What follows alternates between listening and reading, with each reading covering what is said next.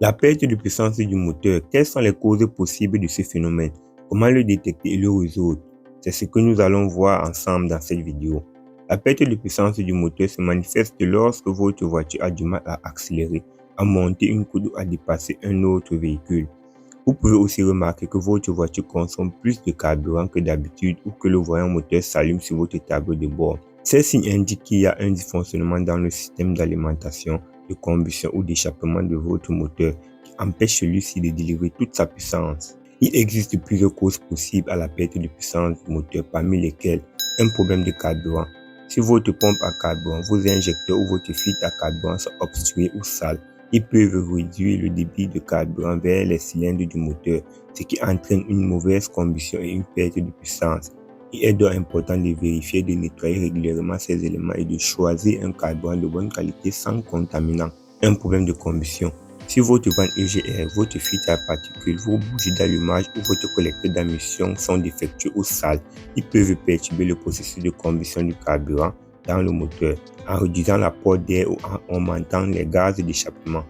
Il est donc conseillé de contrôler et de remplacer ces pièces si nécessaire et de respecter les intervalles de maintenance préconisés par le constructeur. Un problème de turbo. Si votre turbo compresseur est usé ou endommagé, il peut ne plus fournir suffisamment d'air sous pression au moteur, ce qui diminue la puissance et le couple du moteur. Il est donc essentiel de surveiller l'état de votre turbo et de le faire réparer ou changer en cas de problème. Un problème de capteur. Si votre capteur PMH, point mort ou votre capteur d'arbre à cam sont défaillants, ils peuvent envoyer des informations erronées au calculateur qui gère l'injection de carburant et l'allumage du moteur. Il en résulte une perte de puissance et des problèmes d'accélération qui peuvent même conduire à une casse du moteur.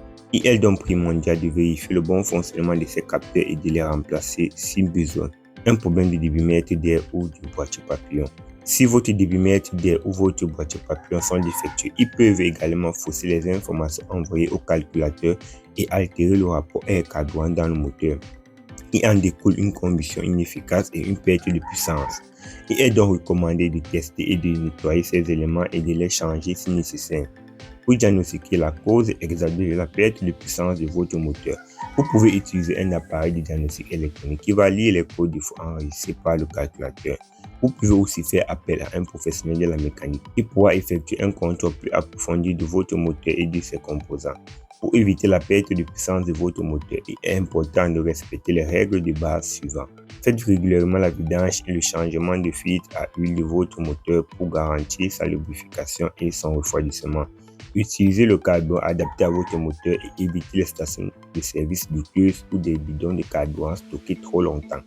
Conduisez de manière souple et progressive sans solliciter excessivement votre moteur. Faites réviser votre voiture selon le plan d'entretien du constructeur et n'hésitez pas à signaler tout symptôme anormal à votre garagiste.